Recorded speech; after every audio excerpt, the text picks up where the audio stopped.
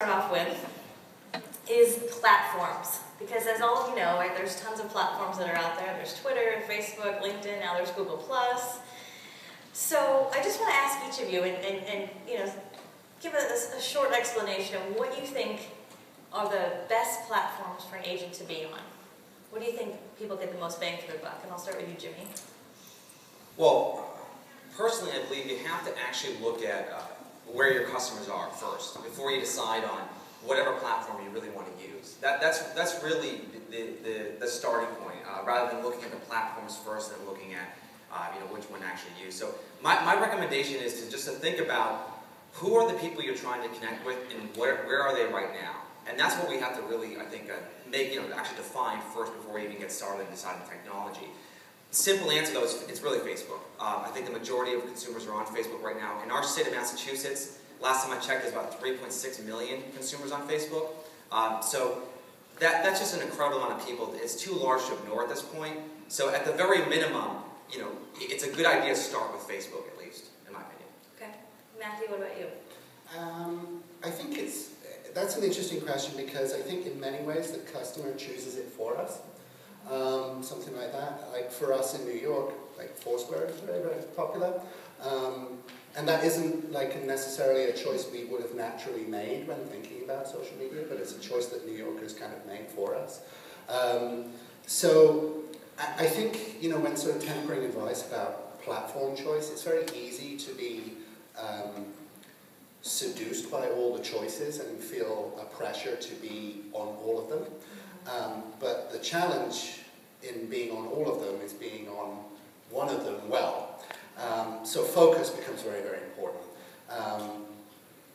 My experience of choosing platforms is based on solving problems. If you have a problem, like a business-related problem, for example, like if you have like a customer service problem, social media offers some pretty good solutions for that. But very often I think people, especially in the real estate industry, choose platforms that solve problems that they don't have. So, for us, we chose Twitter first, over Facebook and YouTube and everything else. We started with Twitter because we had a customer service problem that people couldn't talk to us on our website. So for us, problem solving is sort of in the DNA of platform choice. Right. David, how about you? That's actually very interesting. I think this is very different for companies versus agents.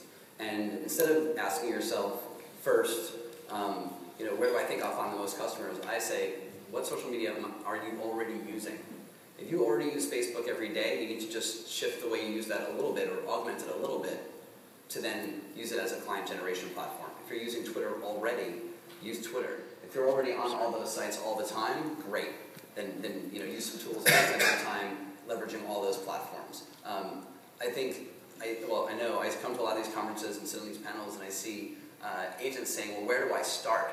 And I say, start by just being a person and don't worry about your real estate business. Who here isn't actually on social media a few times a day yet?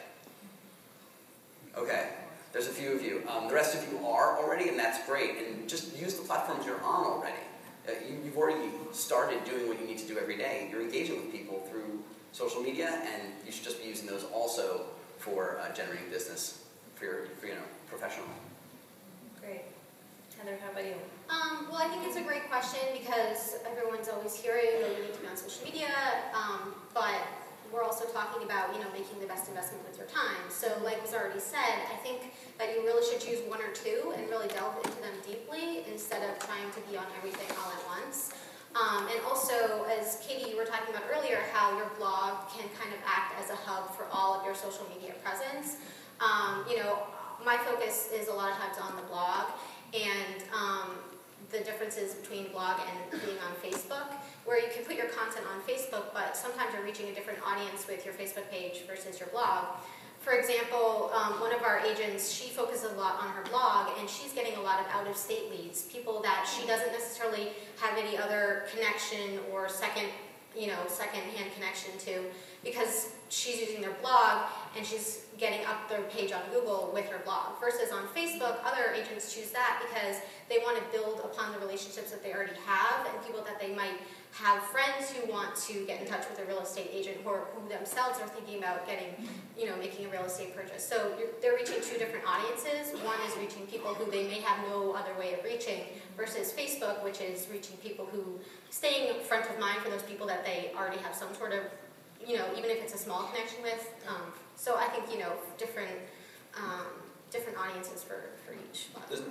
There's one thing I want to just mention is the shelf life of a tweet or the shelf life of a Facebook post is 2-3 hours, whereas the shelf life of, let's say, a blog post can be 12, 13, 14 years. I just read a blog post that was written in 1997. It was still relevant today. Right. So, and I don't know if we're including blogging in the social media space, but we really should be. Absolutely. But, I think you really have to look at how much time you're really putting into these things. Is it going to be a daily thing? If it is, then these social media sites can obviously be effective. But if you only have, one time during the month to do it, then it makes no sense to post to Facebook once a month or tweet once a month because no one's going to notice, right? So you got to be thinking about that in terms of your daily schedule, how much time can you actually allocate towards marketing, and what is that going to look like over the next 12 to 24 months? I think one of the things that we've seen as a really interesting byproduct of platform choice as well is how the platforms you choose relate to each other. I think very often people think of them as sort of separate, almost different silos, where they do like one thing on Twitter and they do another thing on Facebook and then they'll do another thing on YouTube or something like that.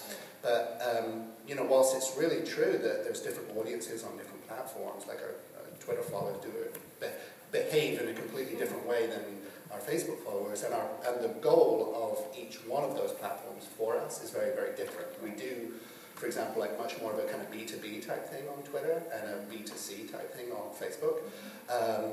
But how those platforms interrelate is a sort of critical part of how they grow, I think.